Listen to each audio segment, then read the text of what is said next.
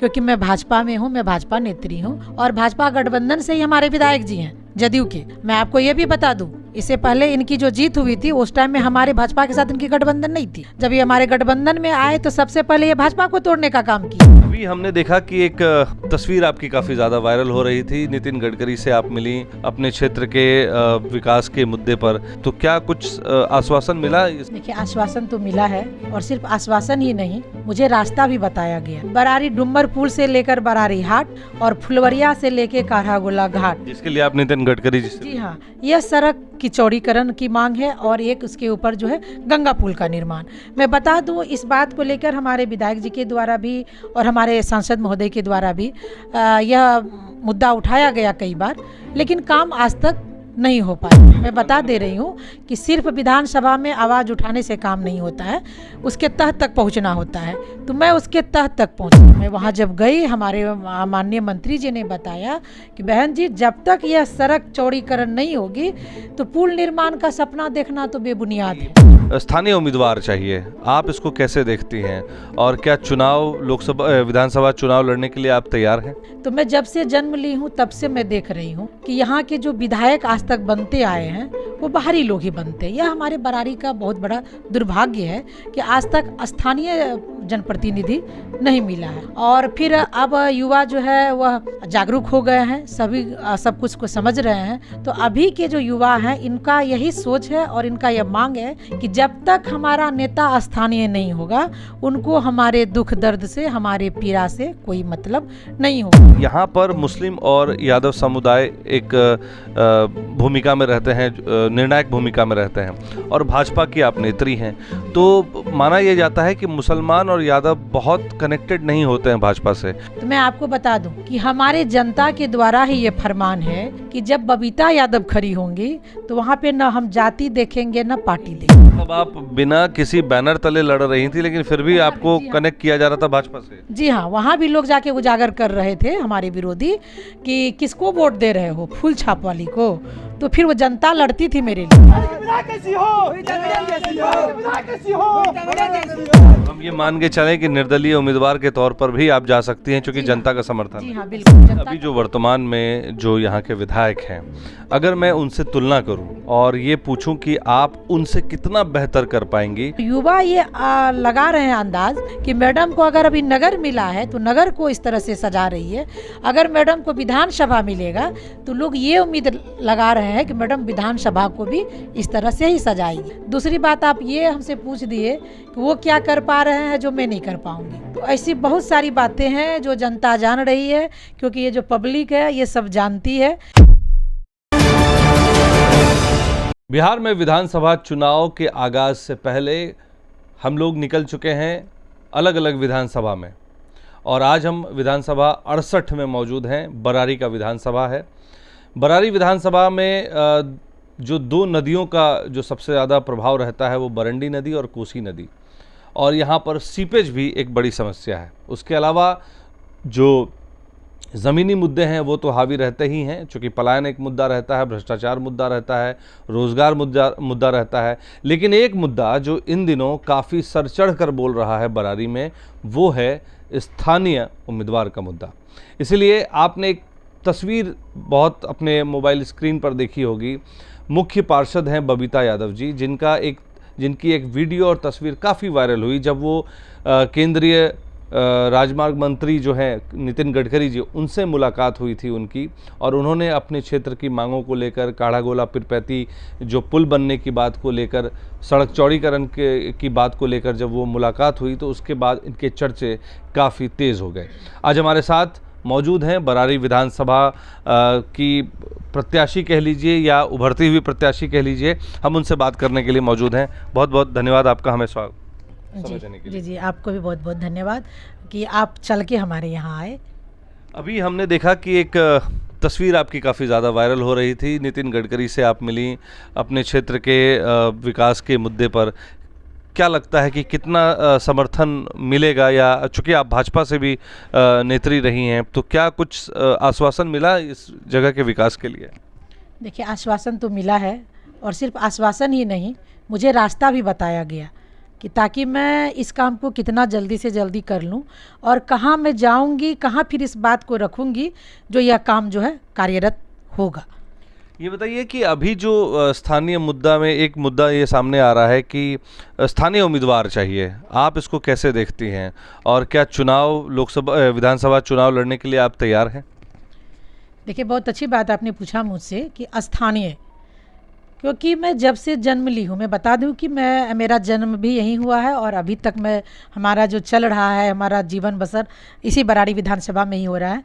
तो मैं जब से जन्म ली हूँ तब से मैं देख रही हूँ कि यहाँ के जो विधायक आज तक बनते आए हैं वो बाहरी लोग ही बनते हैं। यह हमारे बराड़ी का बहुत बड़ा दुर्भाग्य है कि आज तक स्थानीय जनप्रतिनिधि नहीं मिला है, और एक मिला भी है आज तक तो वो भी ऐसे थे जिन्होंने कि निर्दलीय लड़ा और निर्दलीय जीत कर दिखाया।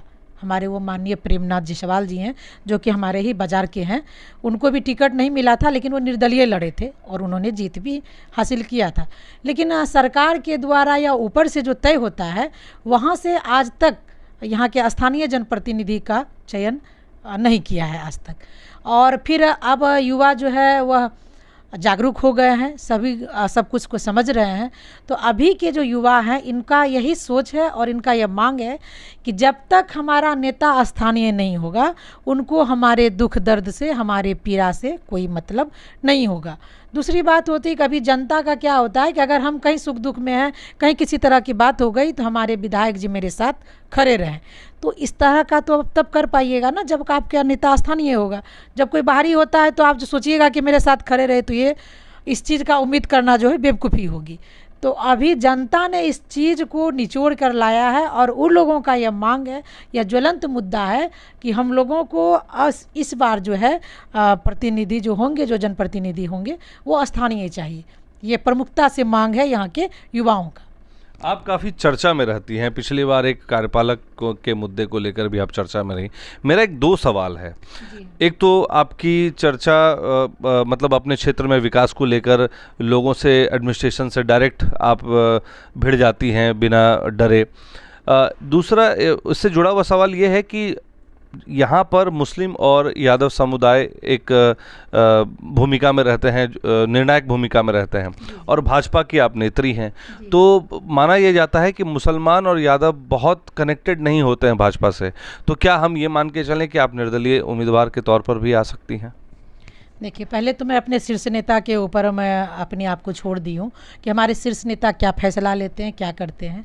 आपने कहा कि मैं भाजपा हूँ, तो मेरे में जैसे कि यादव और हमारे मुसलमान भाई के विषय में आपने कहा कि ये भाजपा में जल्दी नहीं जुटते हैं। तो मैं आपको बता दूँ कि हमारे जनता के द्वारा ही ये फरमान है कि जब बबीता यादव खड़ी होंगी तो वहाँ पे ना हम जाति देखेंगे ना पार्टी देखेंगे। मैं आपको यह भी बता दूँ, अभी जो मैं चुनाव जीती हूँ, मैं जो अभी जनप्रतिनिधि बनी हूँ, तो इसमें हमारे 1200 से 1300 वोटर जो है जो कि हमारे एम समुदाय से हैं और 600 जो है वो वाई समुदाय से हैं।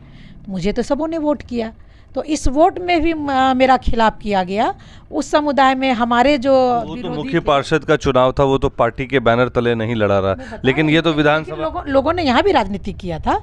लोग हमारे वाई समुदाय में जाके कह देते थे किसको वोट दे रहे हो, फूल छाप को, फूल छाप वाली को।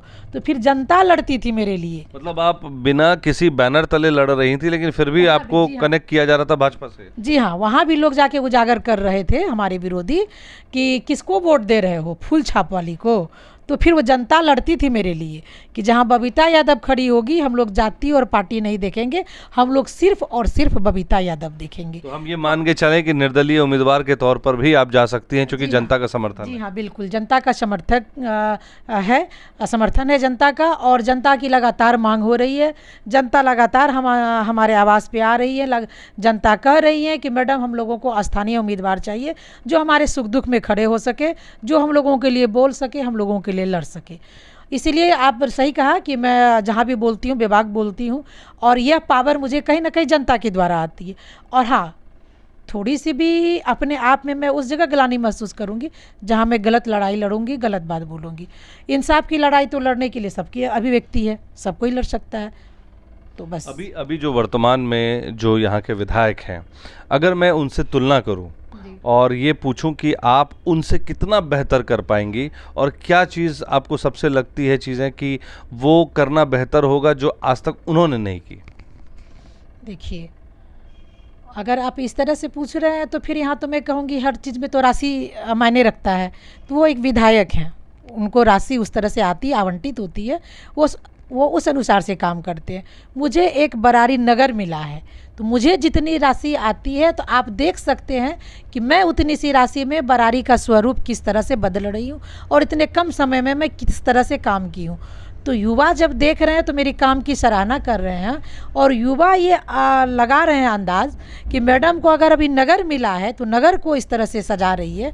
अगर मैडम को विधानसभा मिलेगा तो लोग ये उम्मीद लगा रहे हैं कि मैडम विधानसभा को भी इस तरह से ही सजाएगी। दूसरी बात, आप ये हमसे पूछ दिए कि वो क्या कर पा रहे हैं जो मैं नहीं कर पाऊँगी। तो ऐसी बहुत सारी बातें हैं जो जनता जान रही है, क्योंकि ये जो पब्लिक है ये सब जानती है कि वो क्या ऐसा कर रहे हैं जो मैं कभी नहीं करूँगी और ना करना चाहूँगी और वो मुझसे होगा भी नहीं। एकाध कुछ जो आप बताना चाहें या कहना चाहें। देखिए, इस तरह से सबसे पहले बात तो है कि हमारे यहाँ का यह प्रमुखता की मांग की है कि बरारी डुम्बर पुल से लेकर बरारी हाट और फुलवरिया से लेकर काढ़ागोला घाट, जिसके लिए आप नितिन गडकरी जी हाँ, यह सड़क की चौड़ीकरण की मांग है और एक उसके ऊपर जो है गंगा पुल का निर्माण। मैं बता दूं, इस बात को लेकर हमारे विधायक जी के द्वारा भी और हमारे सांसद महोदय के द्वारा भी यह मुद्दा उठाया गया कई बार, लेकिन काम आज तक नहीं हो पाया। तो इस बात का, जबकि वो सरकार में है, उनकी सरकार है। जी हाँ, बिल्कुल। मैं बता दे रही हूँ कि सिर्फ विधानसभा में आवाज़ उठाने से काम नहीं होता है, उसके तह तक पहुँचना होता है। तो मैं उसके तह तक पहुँची। मेरे अंदर ये कहीं ना कहीं सवाल उठ रहा था कि अगर विधानसभा में मांग हो रही है तो फिर काम क्यों नहीं हो रही है। इस बात को लेके मैं अपनी जहन में मैं दिल्ली तक की दौड़ लगाई। जब मैं दिल्ली तक की दौड़ लगाई तो फिर वहाँ मुझे मालूम हुआ कि गंगा पुल का मांग तो लगातार यहाँ के बेरोजगार युवाओं के द्वारा हो रही है, यहाँ के जो कर्मठ युवा है उनके द्वारा हो रही है, हमारे जनप्रतिनिधि के द्वारा भी हो रही है। तो पुल का निर्माण नहीं होने का सबसे बड़ा रीज़न है कि ये सड़क का चौड़ीकरण। मैं वहाँ जब गई, हमारे माननीय मंत्री जी ने बताया कि बहन जी, जब तक यह सड़क चौड़ीकरण नहीं होगी तो पुल निर्माण का सपना देखना तो बेबुनियाद है। पुल का जुड़ेगा कैसे वहाँ से? पुल का निर्माण तभी होगा जब यह सड़क चौड़ीकरण होगी। तो ये सड़क चौड़ीकरण कैसे होगी, उन्होंने मुझे वो रास्ता बताया। मैं उनके पास गई तो फिर उन्होंने मुझे बताया ये हम भी तभी कर पाएंगे, आपके कागज़ को प्रोसेस में लाएंगे जबकि आपके बिहार के डिप्टी सीएम लिखित में हमसे मांग करेंगे। तो फिर क्या डिप्टी सीएम से मिली? अभी तक मैं नहीं मिल पाई हूँ। अब वही है, बता ही रही हूँ। तो मैं दिल्ली ही थी तो यहाँ की मेरी जनता त्राहिमाम हो रही थी। मुझे दिल्ली से आते आते वक्त लगा, इस बीच में हमारी जनता 3 से 4 दिन भूखी प्यासी रह गई। मैं जिस दिन दिल्ली से, मैं बता दूं, मैं उतरी हूँ राजधानी से, फिर वहाँ से मैं अपनी गाड़ी से बरारी 11 बजे समथिंग पहुँची हूँ। मैं ब्रश भी नहीं की हूँ। मैं क्षेत्र गई, क्षेत्र में जनता का जब मैं बात सुनी तो मैं खुद अपने आप को ग्लानि महसूस की कि मैं दूसरे काम को लेके दिल्ली गई हूँ और हमारी जनता यहाँ त्राहिमाम हो रही है। फिर मैं इस जनता को लेके, तब क्यों खाना जो नहीं मिला था उस दिन भी मैं जनता को लेके अंचल पहुंची थी। अंचल में जब वहाँ पे सीओ साहब से मैं पूछी तो सीओ साहब फिर उस दिन बताए ऐसा ऐसा कीजिए आप, मतलब कि लिस्ट बना के दीजिए लोगों का कैसे क्या है, उस अनुसार से हम किचन चलाएंगे। फिर उस टाइम में जनता को समझा बुझा के और अपने राशि से कुछ चूड़ा मुढ़ी जो होता है वो मैं मुहैया करा के सबको घर भेज दी। फिर मैं अपने कार्यालय में जाके मैं सूची तैयार की। सूची तैयार करके जब भेजी तो फिर मालूम चला कि नहीं, आपको लेटर पेड पे मेरे से मांग करना होगा। मैं वो भी दिखा रही हूँ, मैं जो भेजी हूँ मेरे व्हाट्सएप पे है। तो फिर मैं आवेदन लेके फिर ये निकल गई कई क्षेत्र में। जब मैं आवेदन तैयार की अपने लेटर पेड पे, जब मैं इनसे संपर्क साधी तो ये कहते अभी तो हम निकल आए हैं, हम हैं नहीं। हम बोले ऐसे थोड़ी होगा, अभी तो ठीक है, बाढ़ की त्रासदी है, आपकी भी दौड़ लगातार जारी है। मैं ये भी नहीं कह सकती हूँ कि आप अंचल कार्यालय छोड़कर कहाँ गए, क्यों गए, तो आखिर प्रोसेस में कैसे आएगा। तो ऐसा करती हूँ, मैं आपको व्हाट्सएप पे भेजती हूँ। तो बोला ठीक है भेज दीजिए। मैं व्हाट्सएप पे भेज दी। तो फिर अब कहते हैं कि हमारा कर्मचारी जाएगा जांच में। क्या है ये, हो क्या रहा है। फिर जो भी हो गया, कहीं ना कहीं आप ये कह रही हैं कि जो विधायक जो हैं उनका कंट्रोल आपके कर्मचारियों पर नहीं है, यहाँ के जो एडमिनिस्ट्रेशन कर्मचारी पर नहीं है, इसलिए काम नहीं हो रहा है, और इन मुद्दों को लेकर आप जनता के बीच जाएंगे। तो कहीं ना कहीं मुझे डैमेज करने के लिए, मुझे दबाने के लिए हो सकता है इन लोगों की ये सोची समझी चाल होगी कि इनकी जनता को ऐसे परेशान करो, जनता के नज़र में इनको गिराओ। लेकिन जनता अब उतनी भोली भी नहीं रही कि कोई जनता को बेवकूफ़ बनाए तो जनता बेवकूफ़ बनेगी। अगर मुझे उस दिन अंचल कार्यालय जाना पड़ा तो कहीं ना कहीं ये सर्किल ऑफिसर के गलती के कारण ही जाना पड़ा, क्योंकि ये गलत सलत अफवाह फैला रहे थे जनता के बीच। एक आखिरी सवाल आपसे लेंगे कि जैसे अगर आप कह रही है निर्दलीय चुनाव अगर लड़ेंगी आप, तो मान लेते हैं भाजपा या भाजपा गठबंधन से अगर किसी को टिकट मिलता है, तो फिर आप उनके लिए मतलब आप खुद को कैसे देखती हैं? उनके लिए दीवार की तरह देख रही हैं या फिर आप कुछ और सोचेंगी? देखिए, मैं अभी तक जो मेरा डिसीजन है, मैं किसी को कोई दीवार नहीं बांधती हूँ, क्योंकि मैं भाजपा में हूँ, मैं भाजपा नेत्री हूँ और भाजपा गठबंधन से ही हमारे विधायक जी हैं जदयू के। मैं आपको ये भी बता दूँ, इससे पहले इनकी जो जीत हुई थी उस टाइम में हमारे भाजपा के साथ इनकी गठबंधन नहीं थी। जब ये हमारे गठबंधन में आए तो सबसे पहले ये भाजपा को तोड़ने का काम किए। जब भाजपा के कार्यकर्ता जाते थे इनके पास किसी काम को लेकर, तो ये कहते थे जदयू ज्वाइन करो ना, जदयू ज्वाइन करो, तब काम मांगना, तब काम लेना। तो खैर जाने दीजिए, ये सब चलता रहता। हमने कभी किसी बात को लेके कभी न कहीं शिकायत की। लेकिन आपका मोटिव है कि अगर आप चुनाव लड़ी तो आप जनता का काम करेंगी, जिस तरह से आप मुखर होकर बातों को। जी हाँ, अगर मुझे काम नहीं करना होगा, नहीं करना होता है, तो फिर मैं जहाँ हूँ मैं वहीं रहूँगी। क्या ज़रूरत है, इस क्षेत्र में आने की कोई ज़रूरत ही नहीं होती है।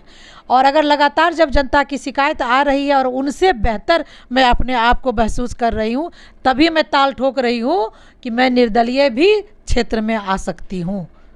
बहुत बहुत धन्यवाद हमसे बात करने के लिए। तो देखा आपने, सुना बरारी विधानसभा 68 की जो प्रत्याशी हैं वो अपने आप को, बबीता जी बता रही हैं कि अगर टिकट नहीं मिला तो भी वो जनता की सेवा करने के लिए निर्दलीय तौर पे भी उतर जाएंगी, और उनके जो काम करने के तरीके हैं आप उनसे वाकिफ़ हैं। अब इस खबर को देखकर जो बरारी की जनता है, आप उनके निर्दलीय प्रत्याशी के तौर पर उतरने पर क्या सोचते हैं, कमेंट में हमें ज़रूर लिखें और बने रहें BMW न्यूज़ बिहार की तमाम खबरों के साथ। धन्यवाद। सूर्या हॉस्टल एक बार अपने बच्चे को जरूर भेजें। सीमांचल का सर्वश्रेष्ठ हॉस्टल, 4ठी कक्षा से 10वीं तक कोचिंग एवं ट्यूशन निःशुल्क, बेहतरीन और हर सुविधा से लबरेज। हमारा पता है दलन कटिहार। संपर्क करें 7903464641 पर। हमारा वीडियो अगर आपको अच्छा लगा हो तो आप हमारे वीडियो को लाइक करें, शेयर करें और हमारे चैनल को सब्सक्राइब जरूर करें।